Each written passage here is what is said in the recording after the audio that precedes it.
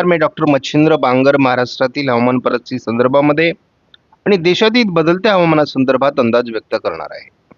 आपण समोरील उपग्रही छायाचित्रामध्ये बघतो, बंगालच्या उपसागरामध्ये रेमल नावाचं चक्रीवादळ तयार झालं आहे. मात्र याचं अस्तित्व खूप कमी आहे. 2 दिवसातच याचं अस्तित्व संपणार आहे.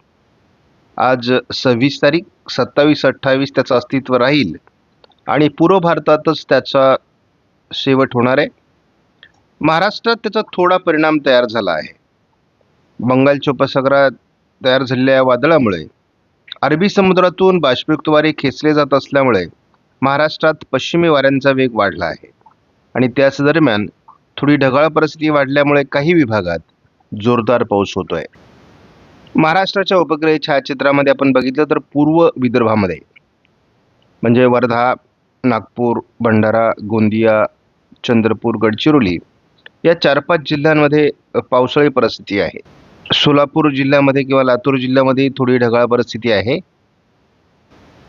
हे वादळी क्षेत्र पूर्व भारताकडे सरकण्याच्या तयारीत असल्यामुळे महाराष्ट्रातील पावसाचं प्रमाण आता कमी होईल. रेमल चक्रीवादळासंदर्भात भारतीय हवामान खात्याकडून आता डिक्लेरेशन झालं आहे. चक्रीवादळाच्या रूटमध्ये कुठल्याही प्रकारचा बदल नाही. या चक्रीवादळाचं अस्तित्व हे केवळ 2 दिवसाचं आहे. यूट्यूबवर मी असे अनेक व्हिडिओ बघतो आहे की चक्रीवादळ फिरले, ते आता महाराष्ट्रावर येणार आणि लाखो लोक हे व्हिडिओ बघतायत. त्यामुळे खरी माहिती शेतकऱ्यांपर्यंत पोहोचत नाही.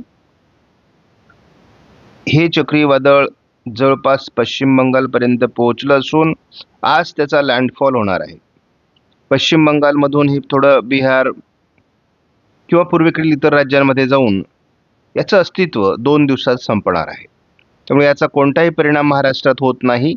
हलक्या स्वरूपाचा पाऊस मात्र विरळ स्वरूपात काही भागात होताना दिसतोय. या चक्रीवादळामुळे बंगालच्या उपसागरातील बाष्प वादळाबरोबर गेल्यामुळे पुन्हा एकदा थोडी उघडीप या भागात तयार होणार आहे. तरी देखील मान्सून चांगली प्रगती करतोय आणि केरळमध्ये 31 तारखेला जवळपास गोव्यापर्यंत पुन्हा पावसाळी परिस्थिती निर्माण होणार आहे.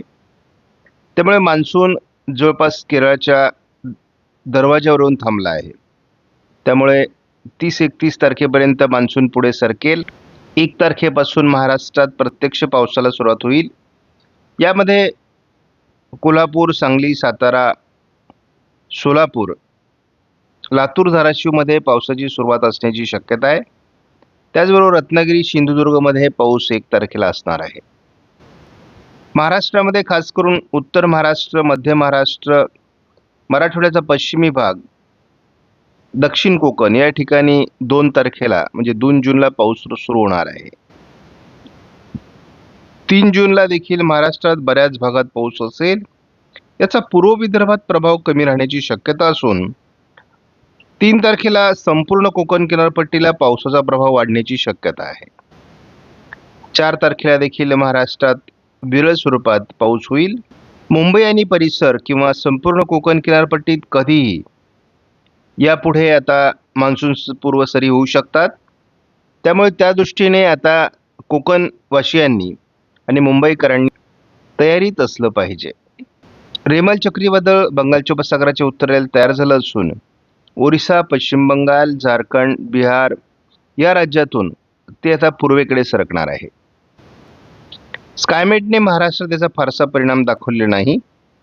मात्र 30 तारखेला दक्षिण कोकणात म्हणजेच रत्नागिरी, सिंधुदुर्गमध्ये पावसाची शक्यता वर्तवली आहे.